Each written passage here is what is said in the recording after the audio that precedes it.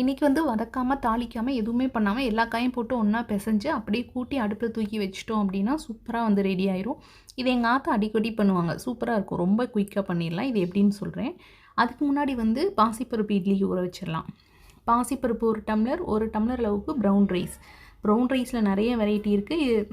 இந்த மாதிரி கொஞ்சம் நீளமாக கொஞ்சம் வந்து ஊசி ஊசியாக இருக்கும் இந்த brown rice. 1 tumbler brown rice, 1/2 tumbler உளுந்து. 4க்கு 1 இப்போ நான் 2 சேர்த்துருக்கனால 1/2 டம்ளர் சேர்த்துக்கிறேன். ஒரு 2 ஸ்பூன் இல்லைன்னா 1 ஸ்பூன் அளவுக்கு வந்து நீங்கள் ஜவ்வரிசி சேர்த்துக்கிட்டிங்கன்னா சூப்பராக துணியிலையோ இல்லை நீங்கள் எண்ணெய் தடவி இட்லி ஊற்றினா கூட சூப்பராக வரும். இன்னும் வந்து கொஞ்சம் வந்து பாசிப்பருப்பு முளைக்கட்டுறதுக்கு வந்து ஊற வச்சுருக்கிறேன். முளைக்கட்டி வச்சிட்டோம் அப்படின்னா பச்சையை அப்படி சாலட் மாதிரி சாப்பிட்டுக்கலாம், இல்லைன்னா ஸ்டீம் பண்ணியும் வந்து சாப்பிட்டுக்கலாம். இதை கழுவிட்டு அப்படியே ஊற வச்சிடலாம். இப்போ அந்த குழம்பு எப்படி பண்ணுறதுன்னு பார்க்கலாம். உங்கள்கிட்ட என்னென்ன காய் இருக்குதோ எல்லா காயும் சேர்த்துக்கலாம். நான் இன்றைக்கி வந்து உருளைக்கிழங்கும் கத்திரிக்காய் மட்டும்தான் சேர்த்துருக்கேன். உருளைக்கிழங்கு, கத்திரிக்காய், ஒரு 10 பல் பூண்டு தட்டி சேர்த்துக்கிட்டேன், 2 பச்சை மிளகாய், வெங்காயம், தக்காளி ஒரு 3-4 தக்காளி சேர்த்துக்கிட்டேன், கொஞ்சமாக ஜீரகம், கொஞ்சமாக வந்து வெந்தயம், மஞ்சள் தூள், தனி மிளகாத்தூள், மல்லித்தூள், வீட்டில் அரைச்ச மிளகாத்தூள் இல்லைன்னா வந்து சாம்பார் தூள் கூட வந்து சேர்த்துக்கலாம். உங்கள் இஷ்டம்தான்.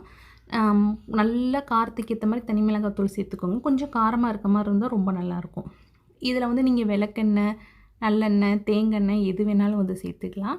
நான் வந்து இன்றைக்கி தேங்காய் சேர்த்துக்கிட்டேன். ஒரு சிலர் எங்கள் ஆத்தா எப்படி பண்ணுவாங்கன்னா, ஃபஸ்ட்டு பிசைஞ்சு எல்லாம் தண்ணி ஊற்றி புளி ஊற்றி வைக்கிறப்ப விளக்கெண்ணெய் ஊற்றி பிசைஞ்சு வச்சுருவாங்க. லாஸ்ட்டாக அடுப்பு ஆஃப் பண்ணதுக்கப்புறம் ஏதாவது ஒரு எண்ணெய் கூட ஊற்றி விட்ருவாங்க. கொஞ்சம் வந்து கருவேப்பிலை, பெருங்காயத்தூள், அப்புறம் வந்து கொத்தமல்லி இலை எல்லாம் சேர்த்து நல்லா பிசைஞ்சிருங்க. நான் வந்து ஒரு 2 சின்ன கரண்டியில் 2 கரண்டி அளவுக்கு தேங்காய் நான் வந்து சேர்த்துக்கிட்டேன். இந்த அளவுக்கு கையை வச்சு நல்லா பிசைஞ்சு புளி வந்து கொஞ்சம் சேர்த்துக்குங்க. தக்காளியும் சேர்த்துருக்கோம், கொஞ்சம் புளி சேர்த்துக்கிட்டு நல்லா மிக்ஸ் பண்ணி விட்டுருங்க. மிக்ஸ் பண்ணிவிட்டு உப்பு சேர்த்துட்டு அடுப்பில் தூக்கி வச்சிட்டிங்கன்னா ஹை ஃப்ளேமில் வச்சுருங்க. நல்லா கொதிச்சதுக்கப்புறம் சிம்மில் வச்சிட்டிங்கன்னா நல்லா எண்ணெய் தெளிஞ்சு சூப்பராக வந்துடும். டேஸ்ட் ரொம்ப நல்லாயிருக்கும்.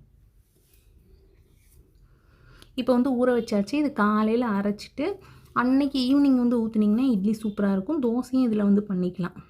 இப்போ பாசிப்பருப்பு எடுத்து துணியில் போட்டு நல்லா முடிச்சு போட்டு வச்சிட்டோம் அப்படின்னா மார்னிங் வைக்கிறோம்னா மறுநாள் காலையில் பார்த்தா சூப்பராக வேறு அளவுக்கு வந்து முளைச்சி வந்துடும்.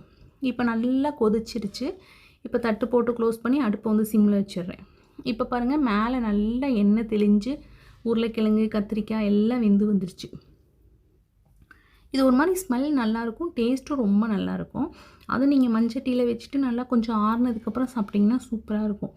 இதில் உங்களுக்கு என்னென்ன காய் வேணுமோ எல்லா காயும் சேர்த்து பிசைஞ்சிக்கலாம். கண்டிப்பாக ட்ரை பண்ணுங்கள்.